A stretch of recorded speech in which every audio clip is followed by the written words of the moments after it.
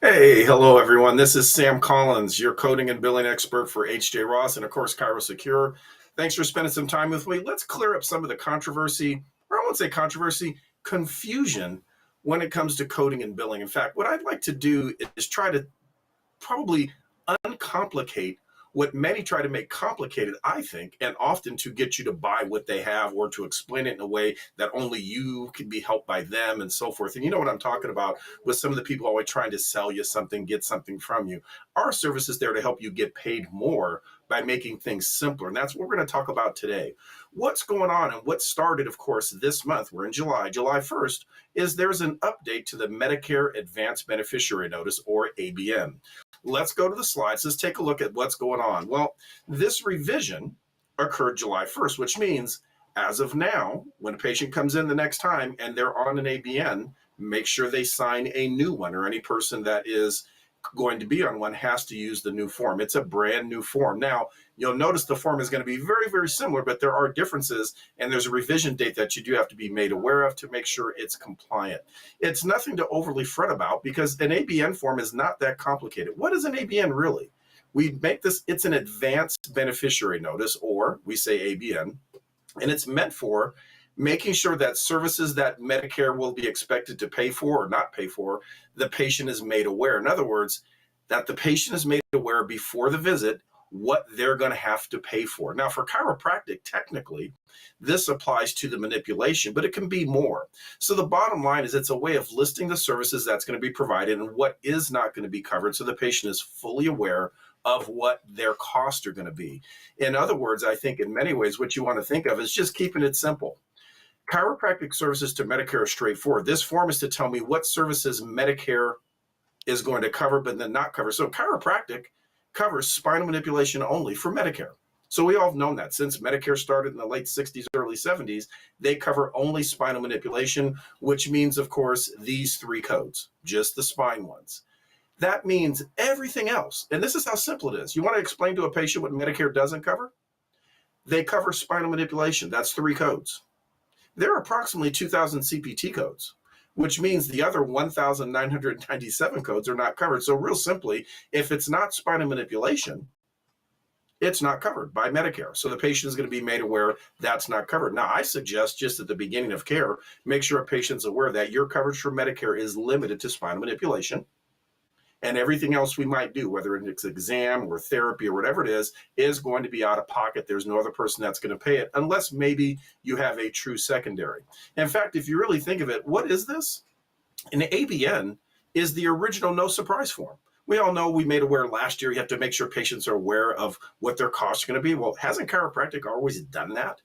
Of course we have. I think chiropractors are probably the best at it to make sure people know what they're paying out of pocket because we're used to people paying out of pocket. Many of you are going to do cash, but remember, for Medicare, you can't do cash. For Medicare, you have to be registered and be able to bill. Hence why we have to know all this information. So this is assuring that a Medicare patient is made aware before or in advance what they're going to pay out of pocket.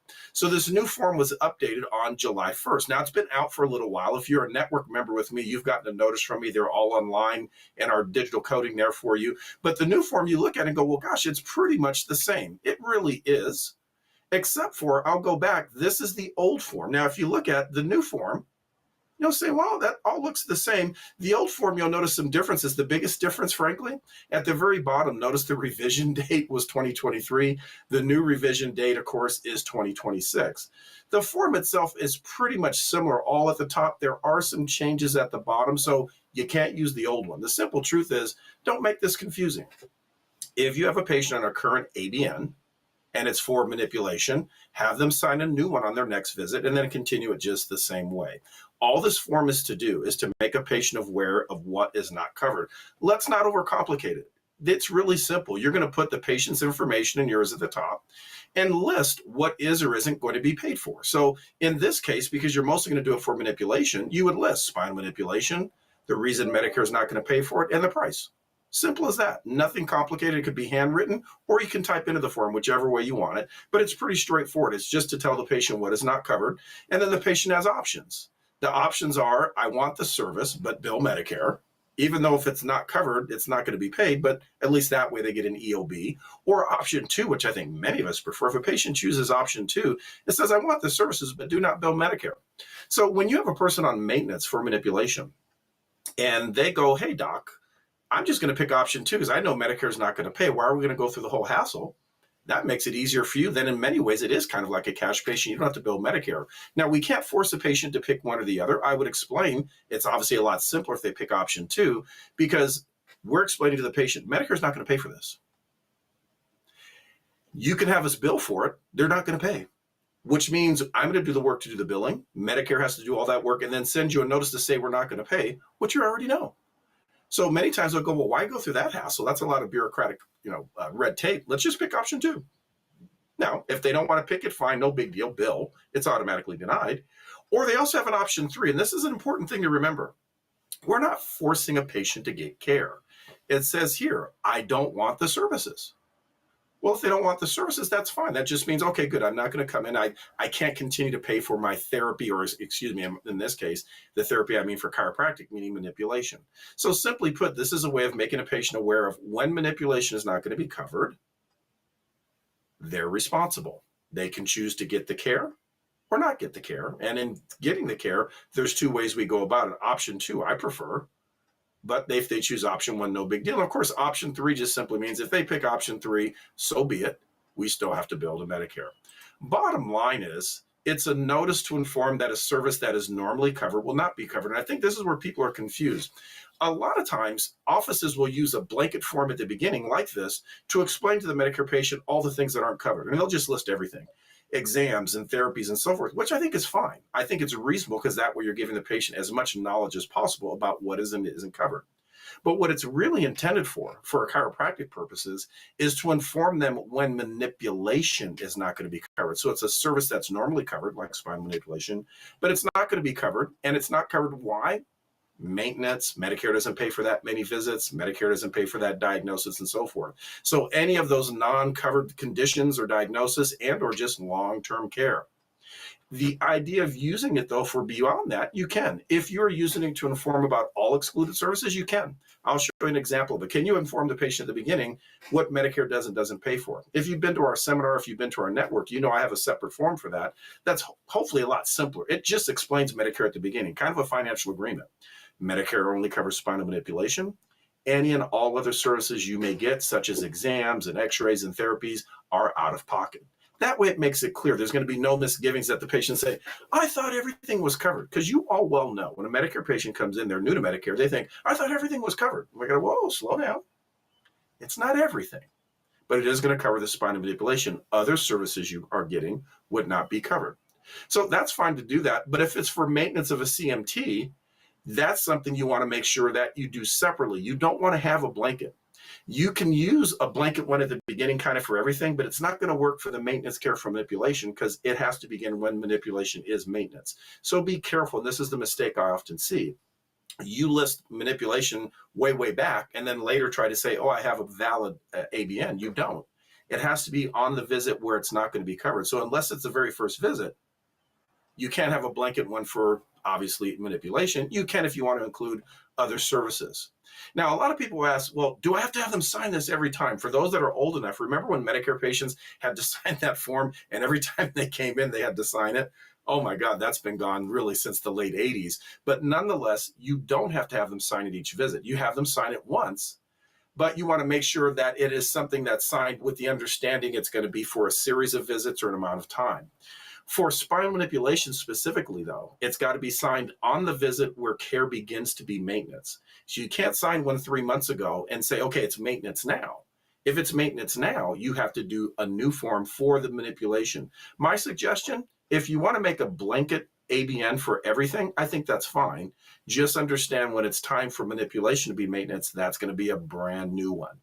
Now, here's the good news. Once they sign one, let's say you're going, hey, patient says, doc, this feels so good. I want to come once a week, every 2 weeks to stay tuned up. I think that's a good thing. However, Medicare is not going to cover that. So we explain to the patient not covered. They say, I don't care. I know it makes me feel good. Great. They sign an ABN, and I would actually indicate twice per week for the next year. An ABN actually can extend for an entire year before you have to sign a new one, so long as that's indicated on the form. So you can put a time frame, you can put a number of visits, but not to exceed 1 year. So here's an example of someone that sent to me that just kind of does a blanket one. Notice they say exams, x-rays, manual therapies. Again, all therapies aren't covered with a price estimate here. The one thing I wouldn't agree with, though, is the maintenance care, because it's not defined. Well, maintenance care meaning what? You've got to obviously put the CMT. Now, again, I'll still say this is okay at the beginning of care, but you have to have a separate one when it's time for manipulation to show it's not covered. But pretty straightforward. It's easy to fill in. By the way, there's a fill in the blank type. I'll give you some links to that later. Here's what you need to do when it's manipulation. Notice what we have here. It just says spinal manipulation. I would, in fact, probably put the code 9894041, whatever you might think it will be. And then it's any one of these three. I'm not saying list all three, but I'm saying just make it simple. Medicare does not cover maintenance care. That's easy. Or Medicare does not cover this many visits for your diagnosis. Maybe they got a low-level diagnosis of pain. Obviously, after maybe 20 visits, we're not going to further that one. Or how about this? Medicare will not cover. You know what this is meant to do? Tell the patient it's not covered.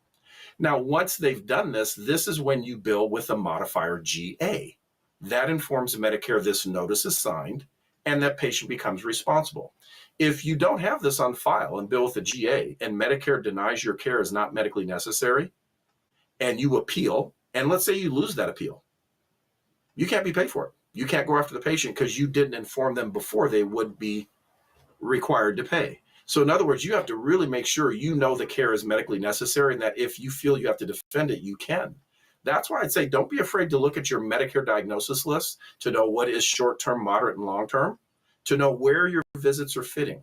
Network members with me, make sure you've gotten that list. If you've attended our seminar, you certainly have it. But know which diagnosis equals what number of visits, because that's often where people run into trouble. I would certainly say probably for many patients, it would be easy to think easily 12 visits to 25 visits a year, sometimes more depending on the condition. But when it becomes maintenance, this is required. Now, I didn't put the estimated cost here because I just wanted to show this as an example, but I want to focus in on the options 1, 2, and 3. Yes, I want the care, but bill Medicare. Now, if you bill Medicare, when you've signed this ABN, we know they're not going to pay. That's how we inform Medicare with the GA. The good news is I would inform a patient once they've signed this, I want it to be clear to them. Once we've hit this point, Medicare is not paying, period. There's no, like, maybe they will. They're not. So therefore, they might choose to and say, well, why go through the bother billing? Just go ahead and pay for the care. And of course, option 3, because no one should be forced. Okay, I don't want the care. And then, of course, the patient signs at the bottom. You maintain a copy. Make sure to give them a copy. Truthfully, many patients will go, I don't want one, but you want to at least offer it. Now, people ask about the cost. This is something I'm sure that's going to surprise many of you, but this is why you always want to have a Medicare expert with you.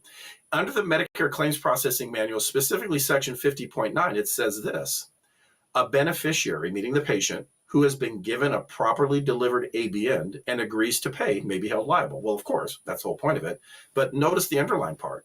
The charge may be the healthcare provider or supplier's usual and customary fee and is not limited to the Medicare fee. So if a patient is on maintenance care, could you actually charge them your regular fee if you choose to? Absolutely, you may. Medicare does not control the fee unless they're paying for it. So if it's maintenance care and you'd like to, you can charge more. So I know people in wealthier areas sometimes do that. Some of you may say, no, I don't want to. I'm going to charge Medicare rate. Here's what I'm pointing out. That's up to you. So therefore, you have some solidarity in that once it becomes maintenance care. But again, we have to remember the patient's going to say, well, when you billed Medicare before, it was $35, but now that I'm paying your regular rate, it's $55. Yes, because you're paying like everyone else. Again, you just have to be the right area and the right office to do that. Bottom line is, that's what you want to do. Inform the patient what it isn't covered, what they're going to pay, and you don't have to have them sign it every single time. Now, there's something unique about this I want to highlight, because I know many of you are aware that there's a par and a non-par provider. If you're a non-par provider, the ones I've showed you before, that's not the one for you. There's a slight difference to non-par. Now, many of you probably aren't aware of this because you probably didn't read the full instructions, which are some 30 pages long. But bottom line is there's some things you have to add additionally. So on this form, I'm going to point out there's some additional things that are written in for a non-par provider. You'll notice for a non-par provider, they strike out the last sentence of option 1. And then it additionally says here, additional information. The supplier doesn't accept payment from Medicare for the items or services listed on the table above. If I check option 1 above, I am responsible for paying the supplier's charge at items to the supplier and the Medicare will not pay you or is going to pay you. In other words, what they're telling them is you don't have to wait for a decision. You have to pay up front. In other words, that's what non-par means. A non-par provider, you don't have to accept assignment. So this is just additional information that they're paying the provider directly. There's no misgivings. In other words, we're really clear. I don't want anyone upset at you because there's nothing more frustrating than a person thinking something's covered and then we don't explain it properly and it's later not covered and then they blame us. Make it real clear. What's an ABN for? Making sure a patient is aware when maintenance visits occur for manipulation, it's not covered. And they agree to have the service or not. If you would like to use it to blanket everything at the beginning, I do think that's fine. But at the same token, you can't put those all together on one. So realize the maintenance visit for manipulation can't be the initial time with everything else unless the first visit is maintenance, which is doubtful. So save the one for manipulation when it truly becomes maintenance. Don't make this overcomplicated. It is simply put to make sure a patient's aware of what their charges are. Now, here's the good news. Medicare is pretty viable. There's a lot of Medicare patients. In fact, there's 10,000 new Medicare patients every day. Baby boomers are turning that. I'm part of that group. I'll be on Medicare in 2 years. Bottom line is, start to make sure that you got a clear understanding to make sure your patients understand and don't make it hard. Don't feel like, oh my God, I feel trapped. I don't know. This form is available on the CMS website. If you just did a search for the new advanced beneficiary notice, there's versions in English, Spanish, there's actually large print in both languages, and it comes in a PDF, which means you print and handwrite it, but there's also a Microsoft Word version, which works in any of the other ones like Pages and all that, and you can type into it and then print out what you like. Now, if you're a network member with me, though, however, the one thing that the CMS doesn't do, they don't give you how to make it the non-par amount. So you have to read the instructions for that. So I implore those of you who aren't part of the network to do that. But if you're a network member, just contact me or go directly to our site. They're right there. That's what we always want to be here to do. Make sure things are simple. That's what ChiroSecure does these programs for. Try to uncomplicate what people try to make complicated. The network, what I run, means that I become part of your staff. Call me, email me, Zoom with me. We fix all your problems, help you make more money. I'm going to say thank you to everyone. Don't make it overcomplicated with Medicare. It's easy. I'll see you next time, everybody.